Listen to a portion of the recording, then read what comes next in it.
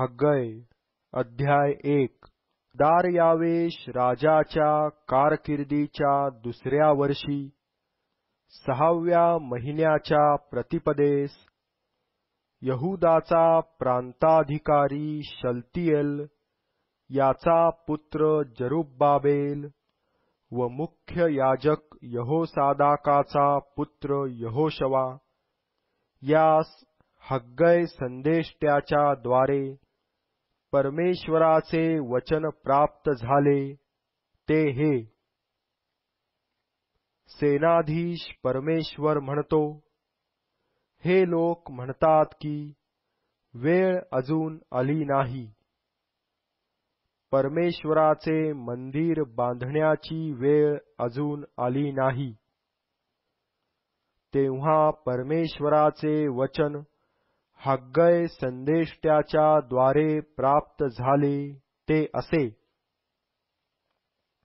इकडे मंदिर ओसाड पडले असून तुम्ही स्वतः आपल्या तख्तपोशीच्या घरात राहावे असा समय आहे काय?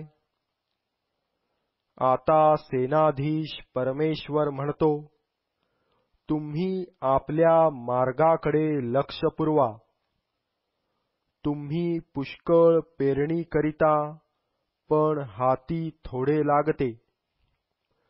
तुम्ही खाता, पण तृप्त होत नाही. तुम्ही पिता, पण तुमची तहान भागत नाही. तुम्ही कपडे घालिता, पण त्यांनी तुम्हास ऊब येत नाही. मजूर मजुरीने पैसा मिळवून जसे काय भोक पडलेल्या पिशवीत टाकितो. सेनाधीश परमेश्वर असे म्हणतो की तुम्ही आपल्या मार्गाकडे लक्ष लावा. डोंगरावर जाऊन लाकडे आणा व मंदिर बांधा. त्याने मी प्रसन्न होईन व माझा महिमा प्रगट करीन असे परमेश्वर म्हणतो. तुम्ही पुष्कळाची अपेक्षा केली, पण हाती थोडे लागले. जे तुम्ही घरी आणले त्यावर मी फुंकर घातला. हे का, असे सेनाधीश परमेश्वर म्हणतो. कारण हेच की माझे मंदिर ओसाड पडले असून तुम्ही प्रत्येक आपापल्या घरासाठी धडपड करीत आहात. म्हणून तुम्हामुळे आकाशाने दहीवर आवरून धरिले आहे. भूमीने आपला उपज आवरून धरिला आहे. मी देशावर अवर्षण बोलाविले आहे. पर्वतांवर, पिकांवर, द्राक्षारसावर, तेलावर, भूमीच्या उपजावर, माणसांवर, पशूंवर व तुमच्या हातच्या सर्व कमाईवर अवर्षण बोलाविले आहे. तेव्हा शलतिएलाचा पुत्र जरुब्बाबेल व मुख्य याजक यहोसादाकाचा पुत्र यहोशवा यांनी सर्व अवशिष्ट लोकांसह आपला देव परमेश्वर याच्या वाणीस मान दिला. आपला देव परमेश्वर याने पाठविलेल्या हग्गय संदेष्ट्याची वचने मानिली आणि ते लोक परमेश्वराच्या भीतीने वर्तू लागले. मग परमेश्वराचा निरोप्या हग्गय याने परमेश्वराचा निरोप लोकास कळविला. तो म्हणाला, मी तुम्हाबरोबर आहे असे परमेश्वर म्हणतो. यहुदाचा प्रांताधिकारी शलतिएल याचा पुत्र जरुब्बाबेल, मुख्य याजक यहोसादाक याचा पुत्र यहोशवा व सर्व अवशिष्ट लोक यांच्या आत्म्यास परमेश्वराने स्फूर्ती दिली. तेव्हा ते जाऊन आपला देव सेनाधीश परमेश्वर याचे मंदिर बांधण्याच्या कामास लागले. हे दार्यावेश राजाच्या कारकिर्दीच्या दुसऱ्या वर्षी 6व्या महिन्याच्या 24व्या दिवशी घडले. हग्गय अध्याय 2. 7व्या महिन्याच्या 21व्या दिवशी हग्गय संदेष्ट्याच्या द्वारे परमेश्वराचे वचन प्राप्त झाले ते असे.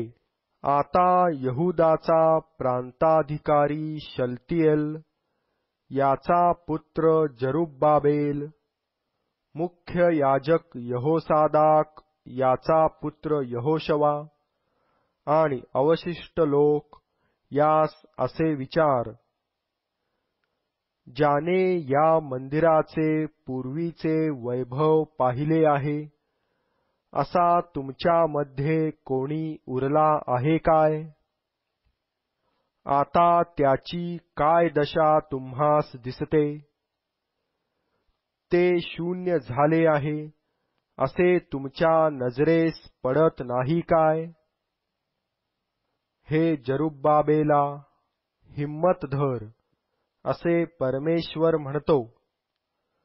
हे मुख्य याजका, यहोसादाकाच्या पुत्रा यहोशवा, हिम्मत धर. परमेश्वर म्हणतो, देशातल्या सर्व रहिवाशांनो, हिम्मत धरा व कामास लागा. मी तुम्हा बरोबर आहे, असे सेनाधीश परमेश्वर म्हणतो. तुम्ही मिसर देशातून निघाला तेव्हा तुम्हाबरोबर केलेला करार कायम आहे व माझा आत्मा तुमच्या ठायी कायम आहे. तुम्ही भिवू नका.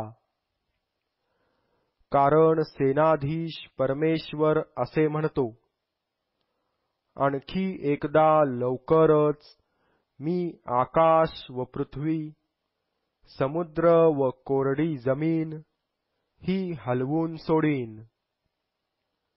मी सर्व राष्ट्रास हलवून सोडीन, म्हणजे सर्व राष्ट्रातील निवडक वस्तू येतील, आणि मी हे मंदिर वैभवाने भरीन, असे सेनाधीश परमेश्वर म्हणतो. रूपे माझे आहे, सोने माझे आहे, असे सेनाधीश परमेश्वर म्हणतो. या मंदिराचे शेवटले वैभव पहिल्यापेक्षा श्रेष्ठ होईल, असे सेनाधीश परमेश्वर म्हणतो. मी या स्थळाला शांती देईन, असे सेनाधीश परमेश्वर म्हणतो. दार्यावेशाच्या कारकिर्दीच्या दुसऱ्या वर्षी 9व्या महिन्याच्या 24व्या दिवशी हग्गय संदेष्ट्याच्या द्वारे परमेश्वराचे हे वचन आले. सेनाधीश परमेश्वर असे म्हणतो, याजकास शास्त्रार्थ विचारा की कोणी समर्पित मांस आपल्या वस्त्रांच्या पदरात घेऊन जात असता त्याच्या पदराचा भाकरीला, कालवणाला, द्राक्षारसाला, तेलाला किंवा इतर कोणत्याही अन्नाला स्पर्श झाला तर ते पवित्र होईल काय? तेव्हा याजकांनी नाही असे उत्तर दिले. मग हग्गय म्हणाला, प्रेताचा स्पर्श झाल्यामुळे कोणी अशुद्ध झालेला यापैकी कशासही शिवला तर ते अशुद्ध होईल ना? तेव्हा याजकांनी होईल असे उत्तर दिले.